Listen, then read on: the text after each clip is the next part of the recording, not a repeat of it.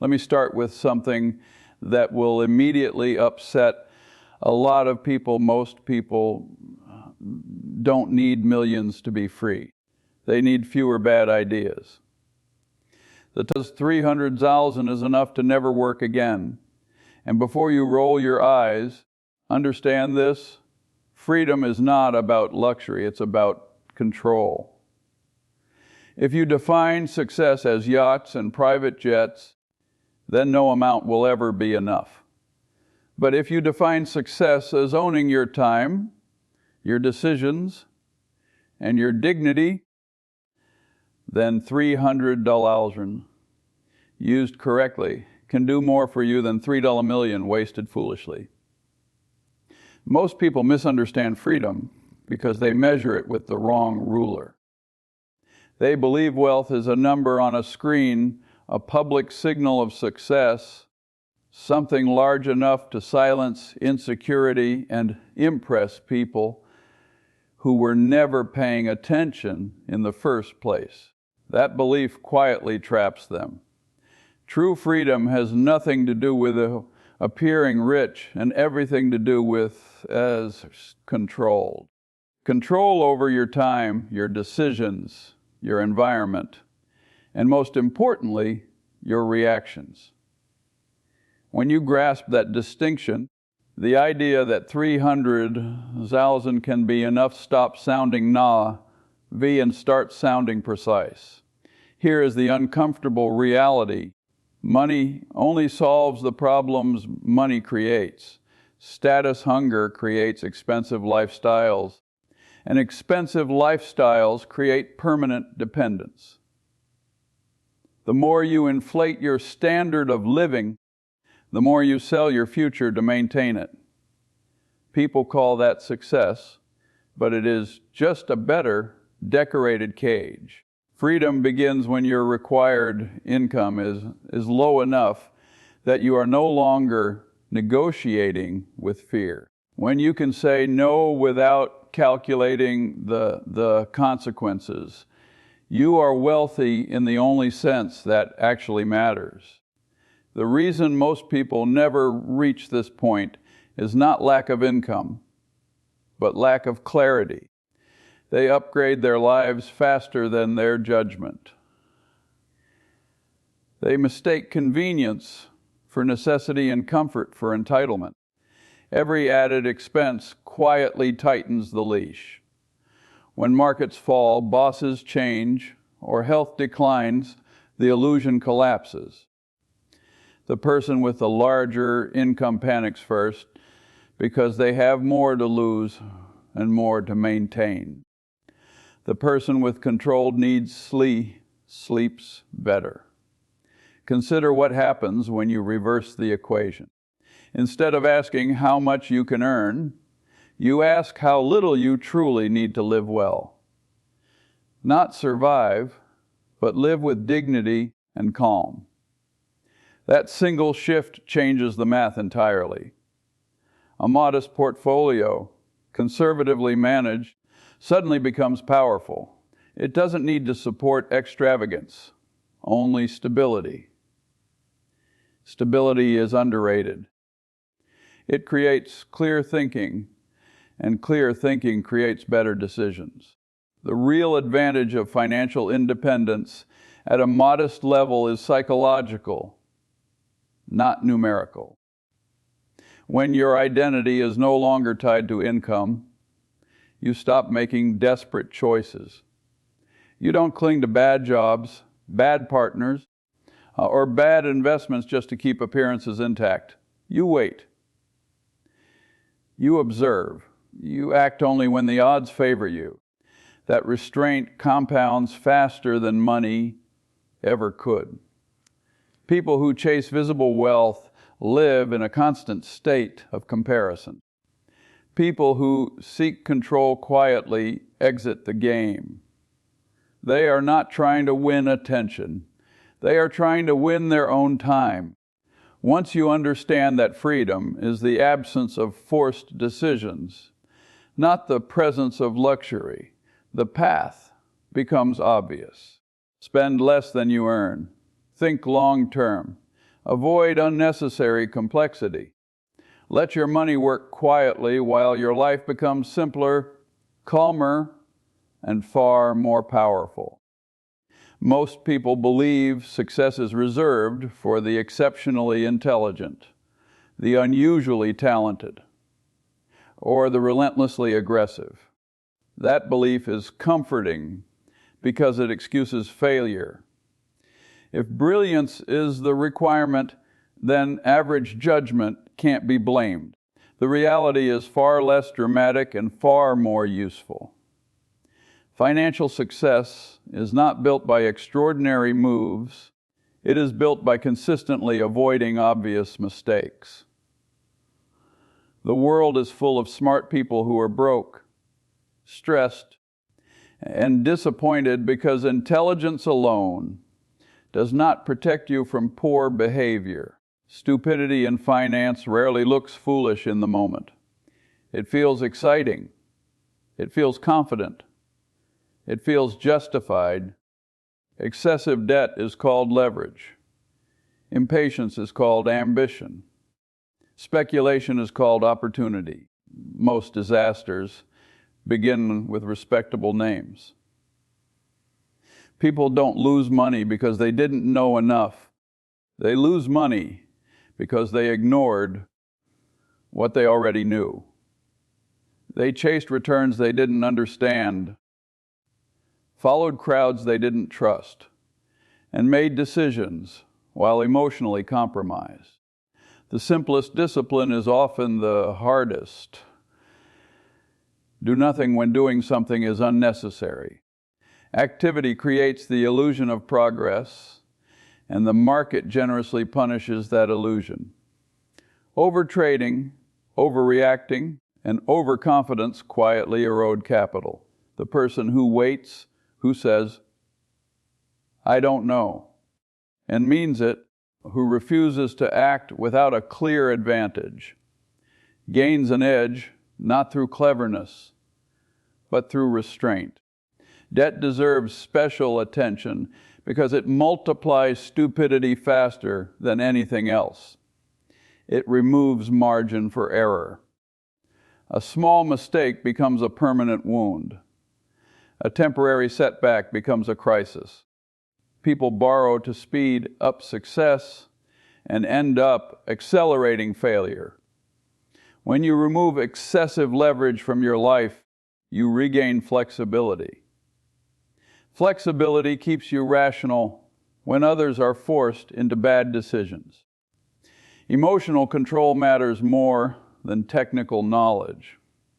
Fear and greed are not abstract concepts, they are daily influences. Fear convinces people to sell at the worst possible time. Greed convinces them to buy things they don't understand at prices that make no sense. The disciplined investor does not eliminate emotion.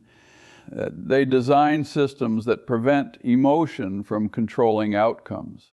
The greatest advantage you can develop is not being the smartest person in the room,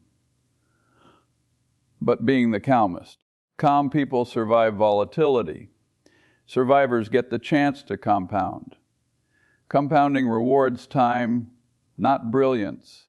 If you stay solvent, patient, and rational, the math eventually works in your favor. Avoiding stupidity is not a passive strategy. It is an active commitment to humility, discipline, and long-term thinking. Those qualities may not look impressive, but they quietly outperform everything else.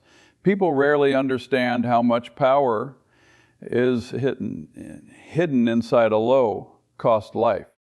They assume strength comes from income, status, or visibility, when in reality it comes from a low dependency.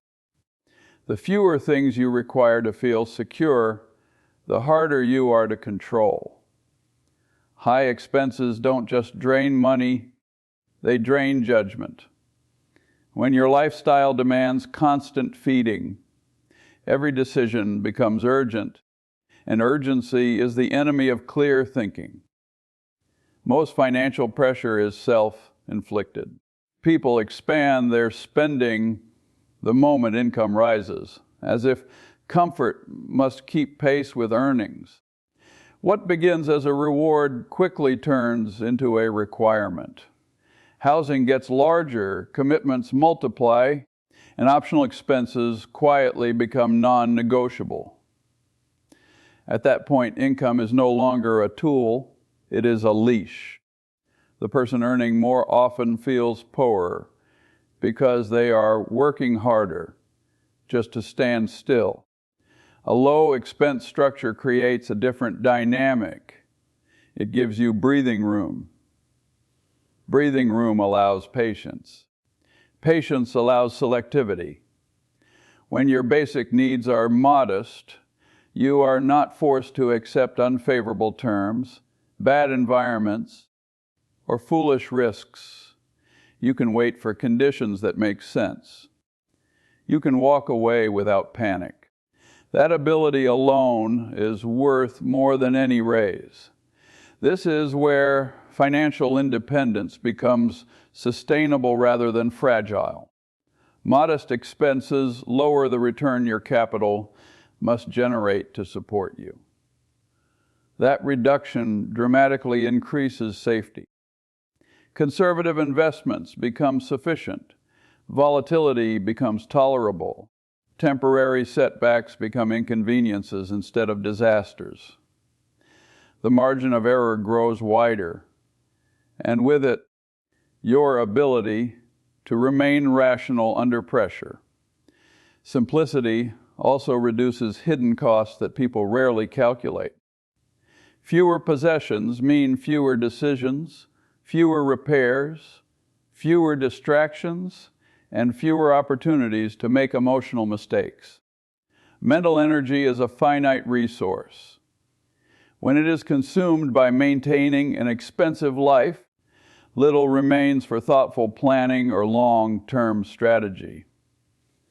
A simpler life frees attention, and attention is where real compounding begins. There is also a quiet confidence that comes from knowing your life does not depend on constant performance. You are no longer racing against the clock or the market. You can think in decades instead of months. That time horizon shifts behavior in subtle but powerful ways. You stop reacting and start positioning. You stop chasing and start selecting. Low expenses are not about deprivation, they are about precision. Spending intentionally, impulsively. Choosing durability over novelty. Valuing freedom over appearance. When your cost of living is low, your financial position becomes resilient. Resilience outlasts brilliance. It allows you to endure uncertainty, while others are forced into compromises they never planned to make. Most people misunderstand what financial independence actually buys. They imagine endless leisure, permanent comfort, and a life free of responsibility. That fantasy misses the point entirely. Money at a modest but sufficient level does not purchase laziness. It purchases our choices. Choice over how you spend your energy, what problems you decide to solve, and which people you allow to influence your life. That distinction separates meaningful independence from mere escape. When income is mandatory, thinking becomes distorted. Decisions are rushed. Risk tolerance becomes artificial. People cling to jobs they dislike, projects they don't believe in, and environments that drain them because the alternative feels dangerous. The moment your survival no longer depends on your next paycheck, that mental pressure lifts. You are no longer negotiating from weakness. You can evaluate opportunities on merit rather than urgency. This is where real productivity begins. Optional work attracts better outcomes than forced work. When you are free to walk away, you choose assignments that match your temperament and skills. You take fewer projects, but execute them better. You avoid busy work and focus on activities with long-term payoff. Ironically, people who don't need money often produce more valuable work because they are not reacting to short-term incentives. A modest financial cushion also allows experimentation without recklessness. You can test ideas, learn new skills, and endure temporary failure without panic. That capacity is rare and extremely valuable. Most people never explore their full potential because every mistake feels fatal. When mistakes become affordable, learning accelerates.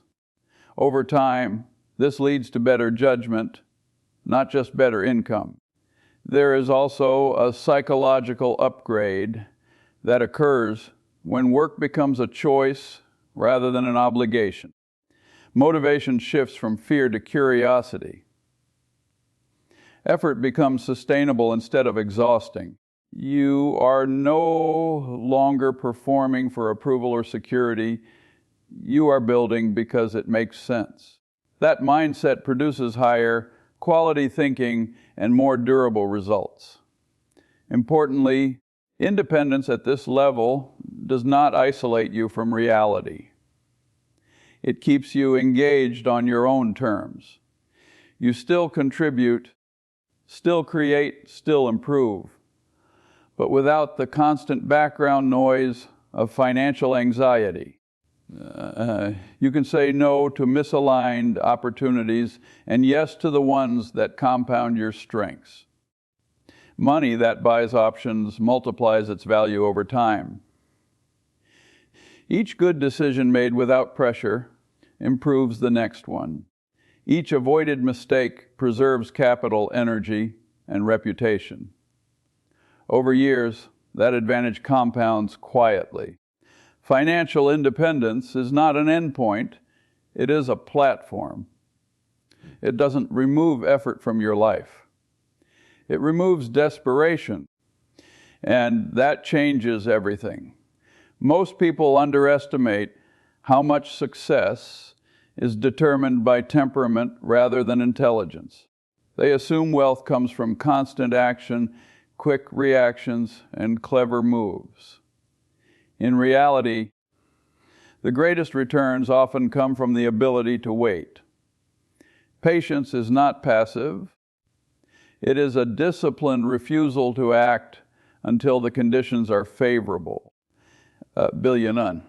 That discipline separates those who benefit from compounding from those who interrupt it.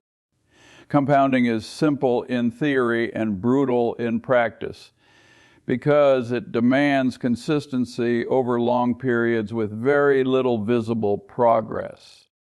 Early results are unimpressive, which is why most people abandon the process before it has a chance to work.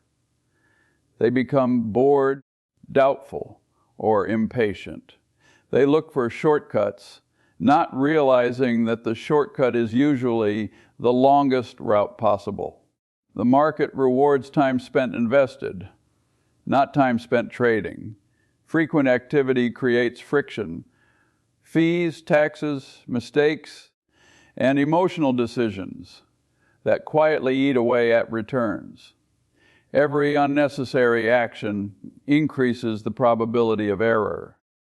The investor who does less, but thinks more often ends up ahead, not because they predict the future, but because they interfere with compounding less frequently. Emotional instability is the silent killer of long-term results. When prices rise, enthusiasm convinces people they are smarter than they are. When prices fall, fear convinces them the future is worse than it is. Both emotions lead to the same outcome: poor timing. The disciplined individual designs a process that does not depend on optimism or panic. They understand that volatility is not risk, permanent loss is risk. By staying invested through uncertainty, they allow time to do the heavy lifting. There is also a competitive advantage in endurance. Many participants leave the game early through leverage, overconfidence, or exhaustion. Those who remain benefit simply because there are fewer rational actors left. Survival is not glamorous, but it is powerful. Each year you stay in the game increases the probability that compounding will eventually produce disproportionate results. Patience also improves judgment. When you are not in a hurry, you can evaluate opportunities more carefully. You can wait for favorable pricing, clear understanding, and reasonable margins of safety.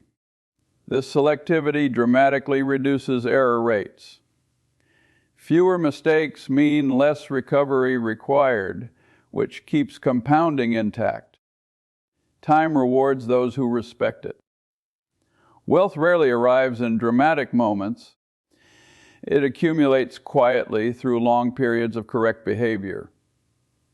The ability to sit still, ignore noise, and remain rational while others lose focus is not common. But it is precisely that uncommon discipline that allows patience and compounding to work together, producing outcomes that appear extraordinary only to those who were not willing to wait. Most people think success comes from bold moves and dramatic victories, but the truth is far less exciting and far more reliable. Term success begins with survival. If you stay in the game long enough, opportunities eventually find you. If you are eliminated early, nothing else matters. Avoiding ruin is not a conservative mindset, it is a strategic one. You cannot compound what you no longer have. Ruin usually arrives quietly. It doesn't announce itself with obvious recklessness.